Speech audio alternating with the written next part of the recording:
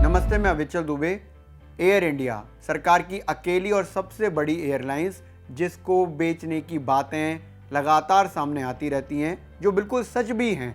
सरकार डिसइन्वेस्टमेंट के रास्ते एयर इंडिया को बेचना चाहती है।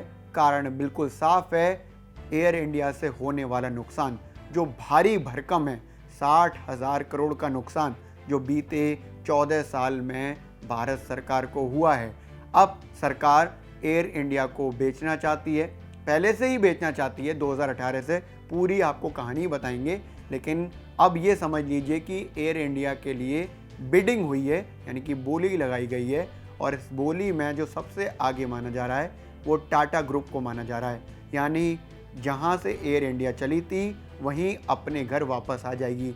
7 दशक बाद ऐसा हो सकता है कि एयर इंडिया टाटा ग्रुप के पास आए, और टाटा ग्रुप के साथ स्पाइस जेट ने भी इस बिडिंग में हिस्सा लिया है, उसने भी बोली लगाई है। Department of investment and public asset management ने जानकारी देते हुए बताया कि दिसंबर तक जिस भी एयरलाइंस को बिडिंग में सेलेक्ट किया जाएगा उसे वो सौंप दी जाएगी। और मोटे तौर पर ये माना जा रहा है कि 7 दशक बाद, करीब 68 साल बाद एयर इंडिया अपने घर वापस आ सकती है, यानी कि टाटा को मिल सकती है। अब इसमें इंटरेस्टिंग बात यह है कि मैं बार बार ये कह रहा हूं कि अपने घर वापस आ सकती है एयर इंडिया, यानी कि टाटा के पास वापस आ सकती है। तो ऐसा क्यों है? ऐसा इसलिए है कि एयर इंडिया की शुरुआत करने वाले थे जे.आर.डी. टाटा। तब के Tata group head JRD. Tata air India के फाउंडर रहे, जो खुद पायलट थे। तब इसका नाम टाटा एयर सर्विस रखा गया।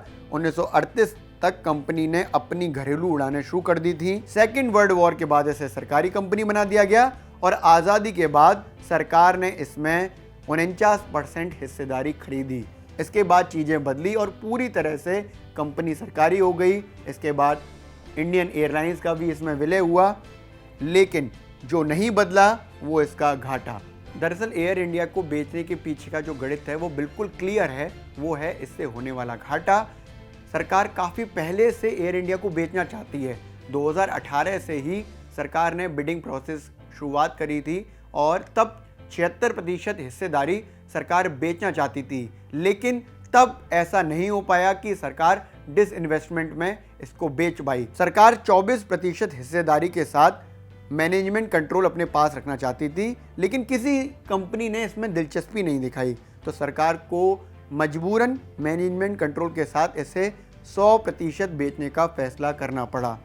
नए एविएशन मिनिस्टर ज्योतिरादित्य सिंधिया ने कहा कि 15 सितंबर के बाद बोली लगाने की तारीख आगे नहीं बढ़ाई जाएगी, क्योंकि लगातार इस तरह की बातें आती रहती हैं कि बिडिंग प्रोसेस शुरू होता है, उसके बाद तारीख बढ़ती है और आगे का काम नहीं हो पाता है। लेकिन सरकार अब क्लियर है, क्योंकि इससे होने वाला नुकसान जो है वो बहुत ज़्यादा है। मैं आपको इसको अगर अलग अलग करके बताऊं तो आपको समझ में आएगा कि बीते 14 साल में एयर इंडिया लगातार घाटे में रही। 2007 में इंडियन एयरलाइंस का इसमें विलय हो गया, तब भी नेट प्रॉफिट नहीं हुआ। एयर इंडिया को मार्च 2021 में खत्म हुई तिमाही में करीब 10,000 करोड़ का नुकसान हुआ है। इस तरह की आशंका जताई जा रही है कि कंपनी लगातार घाटे में है, और एक तिमाही में 10,000 करोड़ का घाटा होना बड़ी बात है। इसके साथ ही एयर इंडिया पर अगर पूरा फोकस करके समझें तो 21 मार्च 2019 तक कुल 60,000 करोड़ का एयर इंडिया पर कर्ज था, और अब जो भी कंपनी उसे खरीदेगी तो उसे करीब 25,000 करोड़ रुपए का कर्ज चुकाना पड़ेगा।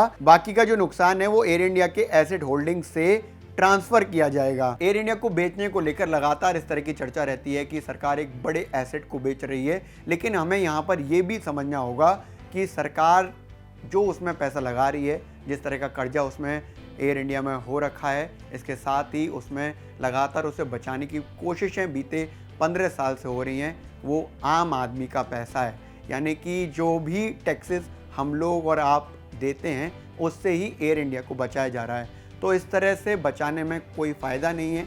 एसेट होल्डिंग में कोई भी बेहतरी नहीं हो पा रही है, और ये बीते 15 साल में सरकार ने देखा है। इसलिए जो फैसला सरकार के द्वारा किया जा रहा है वो एक बड़े रोल में देखा जा सकता है, जिसमें एयर इंडिया अगर फ़ायदे में जाती है तो बेहतरी की बात होगी।